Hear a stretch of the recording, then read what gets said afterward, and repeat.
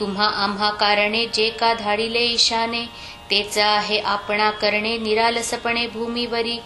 आता विनंती तुकीच खरी व्यावहारिक भेट वरच्यावरी, देत जावी साजिरी मी धाकटा बंधू तुझा. नंदीग्रामा राहिला भरत रघुपतीची वाट पाहत, तैसाच मी या आकोटात राहून पाहतो वाट तुझी. तुला येथे यावया अशक्य काही नाही सदया, अवघ्या आहेत योग क्रिया अवगत तुला पहिल्या पुन. पदन लाविता पाण्याप्रत योगी भरधाव वरुनी पळत, क्षणा माझी फिरून येत शोधून अवघ्या त्रिभुवना. ऐसे हितगुज उभयतांचे रात्रभरी झाले साचे, भरते आले प्रेमाचे दोघांची या संगमी. खरे खरे जे का संत तेथे हेच घडून येत, दांभिकांची होतात भांडणे पाहून एकमेका. दांभिक म्हणून ये गुरु ते अवघे पोट भरू, पुरा माझी फुटके तारू तारण्यासी समर्थ नसे. दांभिकांचा बोलबाला जरी होतो जगी भला, तरी त्या गणे आहे त्याला निवडून या श्रोते हो.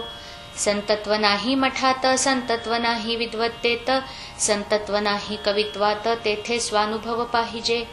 दांभिक मुलाम्याचे सोने त्याला काय सांगा घेणे, गृहिणी म्हणून ठेवणे काय कसबिण सदनात.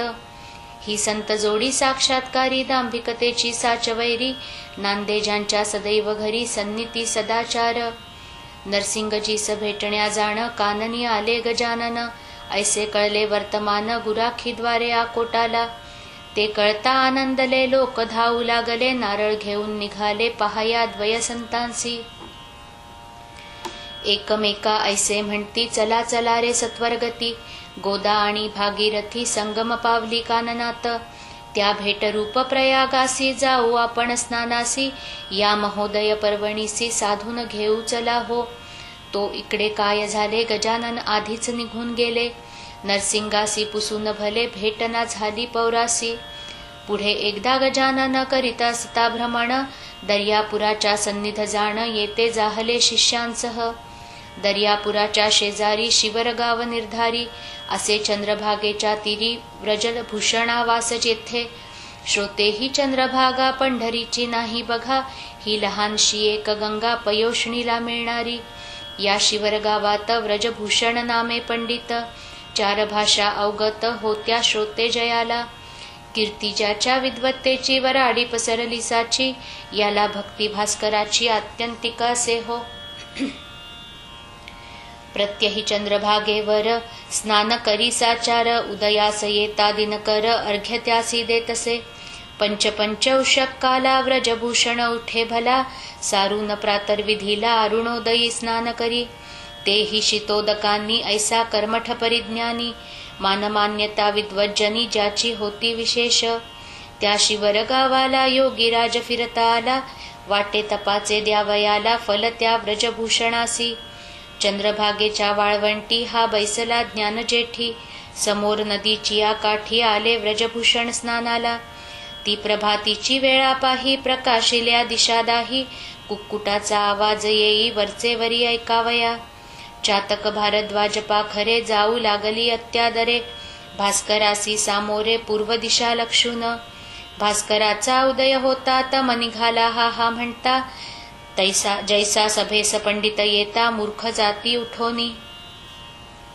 ऐशा त्या सुप्रभाती वाळवंटी गुरुमूर्ती, बैसली होती निश्चिती ब्रह्मानंदी डोलत. सवे शिष्य अपार बसले होते मंडलाकार, ते शिष्य नव्हते किरणे थोर त्या गजानन भास्कराची. तै व्रजभूषण तत्वता झाला सूर्यासी अर्घ्य देता, तो हा पुढे ज्ञान सविता त्याने पाहिला प्रत्यक्ष. सूर्याप्रमाणे सतेजकांती अजानुबाहू निश्चिती, दृष्टी नासागराच्या वरती स्थिर जयाची झाली असे. ऐसा पुरुष पाहता क्षणी व्रजभूषण हर्षला मनी, संध्या सामान घेऊनी आला धावून जवळ त्यांच्या. अर्घ्य दिले पायांवरी गजाननाच्या सत्वरी, प्रदक्षिणाही अखेरी त्याने घातली तयाला. मित्राय नमः, सूर्याय नमः, भानवे नमः, खगाय नमः, ऐशी नावे घेऊन पहा घातले द्वादश नमस्कार. शेवटी आरती ओवाळली गजाननासी आदरे भली, न्यूनता ती नाही पडली कशाचीही त्या ठाया. प्रार्थनापूर्वक नमस्कार साष्टांग केला अखेर, मुखाने ते स्तवन थोर महाराजांचे चालले. माझ्या तपाचरणाचे फळ आजी मिळाले साचे, दर्शन दिव्य पायांचे आज झालो धन्य मी. नभोदरीच्या भास्कराला देत होतो अर्घ्य भला, तो आज प्रत्यक्ष पाहिला ज्ञाननिधी योगेश्वर.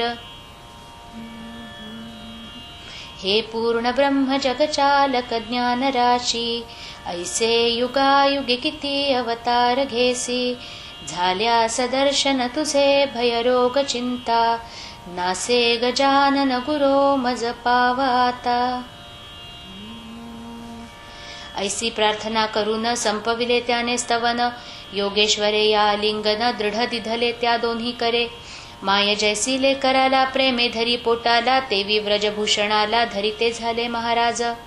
मस्तकावरी ठेविला कर आशीर्वाद दिधला थोर, सर्वदा तुझा जय जयकार होईल बाळा व्रजभूषणा.